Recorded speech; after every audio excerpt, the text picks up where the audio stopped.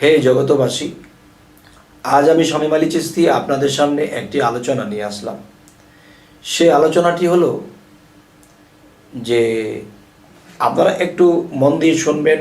আজকের আলোচনাটি তত্ত্ব জগতের জন্যে, আত্মজগতের জন্যে, রুহ জগতের জন্যে খুবই খুবই তত্ত্বজনক এবং জ্ঞানজনক আলোচনাটি হবে ইনশাআল্লাহ।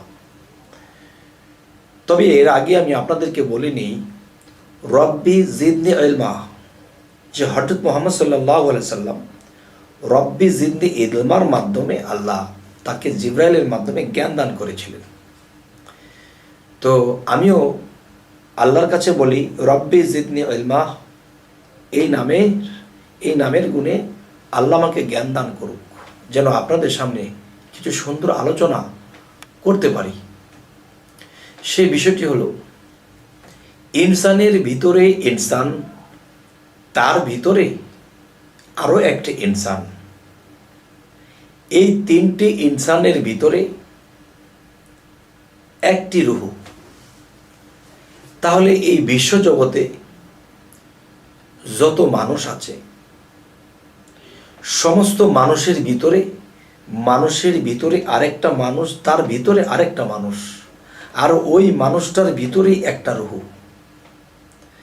তাহলে রুহ বিষয়টা কোনো সামান্য বিষয় নয়। যে একটা কথা বলা হয় কালামুল্লাহ, মুসা আলাইহিস সালামকে বলা হয়েছে, আরেকটা বলা হয়েছে রাসূল আল্লাহ, আরেকটা বলা হয়েছে রুহু আল্লাহ। তাহলে রুহু আল্লাহ যদি বলা হয়, তো রুহু বিষয়টা কি? আচ্ছা, এটা জ্ঞানীগুণীরা জানে, তবে সর্বস্তরের লোকেরা এটা দেখবে। তো রুহু বিষয়টা কথা বলতে গেলে খুবই মর্মান্তিক। তবে আমি বলবো, এই রুহু পাঁচটা আত্মার ভিতরে আসে। যদি পঞ্চ আত্মায় কেউ পবিত্র হতে পারে বা পবিত্রতা লাভ করে, সাধনা করে, গুরু প্রেম, মুর্শিদ প্রেমে যদি কেউ নিজেকে পবিত্র করতে পারে, তাহলে কি হয়? সেই রুহু এই পঞ্চ আত্মার মধ্যে বক্ষিত হয়। আর যদি এই রুহু বক্ষিত হয়, তখন সেই মানুষটা কি হয়? আমি যদি একটা লোহার টুকরো একটা আগুনের মধ্যে ছেড়ে দিই, এবং আগুন থেকে যখন সেই লোহাটা বের করব, তখন কিন্তু লোহাটা তো লোহাই ছিল, কিন্তু লোহাটা লাল হয়ে গেছে। এখন এটা কি লোহা না আগুন? তাহলে দুই মিললে একাকার। তাহলে আল্লাহ আর রাসূল দুই মিললে একাকার। তেমনি কোনো সাধক, কোনো প্রেমিক সাধনা এবং প্রেমের দ্বারা যদি আল্লাহকে লাভ করে বা নিজেকে পবিত্রতা লাভ করে, তখন আল্লাহ তার মধ্যে বিলীন হয়। তখন লোহা আগুনে মিলে দুই মিললে একাকার হয়ে যায়। সুবহানাল্লাহ। তবে হে জগতবাসী, যে এই যে আলোচনাটি করলাম, যে আত্মা এবং রুহু অনেক তফাৎ। যেমন পঞ্চ আত্মায় বা পাঁচটা আত্মা দিয়ে আমাদের দেহটা তৈয়ার, এই পঞ্চ আত্মা যে পবিত্র করেছে, এই পঞ্চ আত্মার মধ্যে রুহু আসবে। সেটা হলো, আল্লাহ যেমন আদমকে বলেছিল, আমার রুহু আমি আদমের ভিতরে ফুৎকার করেছি। তখন যেই মানুষটা পৃথিবীতে মহাপবিত্র লাভ করে, তখন আল্লাহ তার মধ্যে সেই রুহু ফুৎকার করে এবং তার মুখে কথা বলে, যা বলে তা হয়ে যায়। হে জগতবাসী, বলা হলো খুব সহজে, কিন্তু যুগ যুগ যারা গুরু বজে, তাদেরও কিন্তু অনেক কঠিন হয়ে যায় বাবা। অনেক ত্যাগের বিষয়, অনেক কঠিন ত্যাগ, কঠিন সাধনা, কঠিন প্রেমের মধ্যে মানুষটা পবিত্র হয়। আর এই মানুষটা পৃথিবীতে অনেক লাঞ্ছনা বঞ্চনা ভোগ করে, তাকে সামাজিক যন্ত্রণাতে পোড়ায়। মোল্লা মুন্সি যারা আছে তাকে ভণ্ড বলতে থাকে, এবং এই পৃথিবীতে যারা সাধারণ মানুষ আছে, তারা তাকে ভণ্ড বলতে থাকে। এমনকি মানুষে তাকে লাথিও মারে, মানুষ তাকে অপমান অপবাদ দেয়, তার শরীরের কাপড়টাও ঠিক থাকে না। আগুনের উপরে আগুন দিয়া, আগুনের উপর আগুন দিয়া একটা সাধককে এরকমভাবে আল্লাহ পোড়াইয়া তখন খাঁটি করে, এবং সেই খাঁটি দেহের মধ্যে, সেই পবিত্র দেহের মধ্যে আল্লাহর রূহ ফুৎকার করে। তখন সেই মানুষটি কিসে পরিণত হয়? লোহা যখন আগুনে দেওয়া হলো, লোহা যখন লাল হয়ে গেল, এখন লোহা কোনটা আগুন কোনটা দুই মিললে একাকার, তার মধ্যে আল্লাহতে লয় হয়ে যায়, আল্লাহ তার মধ্যে বিলীন হয়ে যায়, তখন আল্লাহ কে আর এই মানুষকে, এর মধ্যে তফাৎ কি হবে? হে বাবা, হে জগতবাসী, আজকের এই কথাগুলো আমি বলতে আমার কেমন জানি লাগছে। জানি না আমি কি অলুবনে মুক্তা ছড়াচ্ছি কিনা।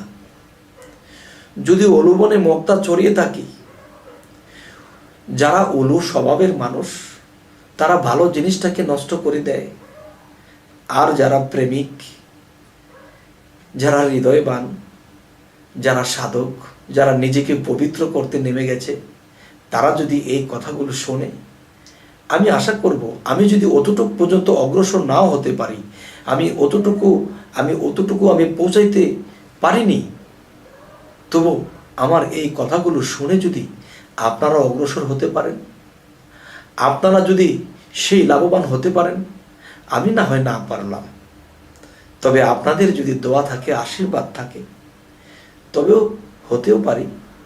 তবে হে জগতবাসী, আমি এই বিষয়ে আমি কিছু আলোচনা করব, সেটি যে গুরু ভজনার পাশাপাশি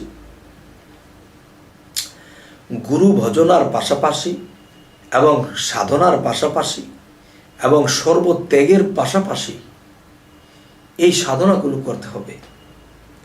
যে হাইতনা তাওয়ায় দিবানিশি হয়ে যাওগে কামার পরা, শেষে যাবে লালবাজারে চারি রঙের নিশানুরে, অগ্নির মতো ধুধু করে মধ্যে জিনিস ভরা, হে হরফের চাবি দিয়া সদাই গিয়ে গুড়া, এই তালা খুললে নয়ন মেলে দেখবে সাদা তিন কোঠরা, এই তিন তালাতে এক নাম ফুটে, হাহাকার এক শব্দ ওঠে, ঢেউ লাগে ত্রিবেণীর ঘাটে, দেখছে রসিক যারা, ভালোবাসা ভবের আশা মিটাই আছে তারা।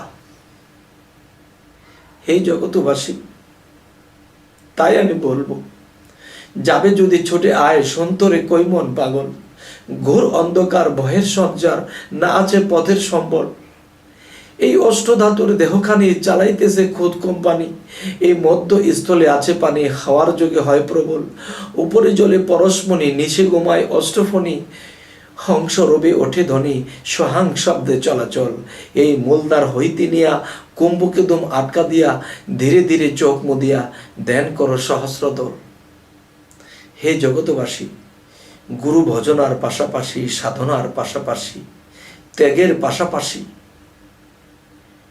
কেউ যদি এই সাধনাগুলো করতে পারে, তাহলে এই জন্মেই তার আত্মার ফায়সালা হয়ে যাবে, সে মহাত্মায় মিশবে, আর সে মহাত্মা তার মধ্যে বিলীন হবে, লোহা আর আগুনে একাকার হয়ে যাবে, সে আল্লাহতে বিলীন হয়ে যাবে।